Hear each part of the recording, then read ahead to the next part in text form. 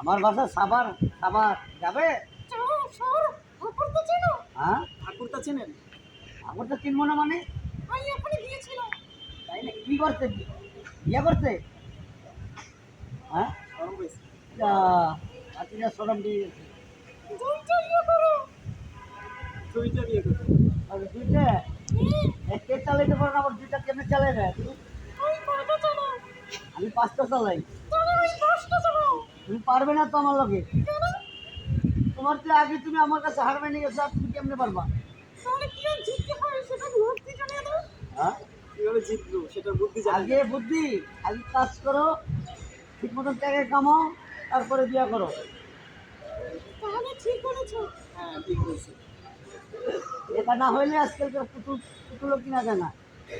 ঠিক তখন হলে আমি আসতে পারতাম না। হ্যাঁ, ঠিক টাকা কিন্তু ঠিক কথা বলছো। তখন অনেক ভালো। হ্যাঁ তোর গ্রামের বাড়ি কোথায়? আমার বাড়ি সাভার। তোমার বাড়ি কোন জায়গায়? আমার বাড়ি বরিশাল। বরিশাল কোন জায়গায়? বরগুনা। থানা কোন জায়গায়? নেতাজি। গ্রাম? চারখালি। তাহলে তো ভালো জায়গার লোক তুমি।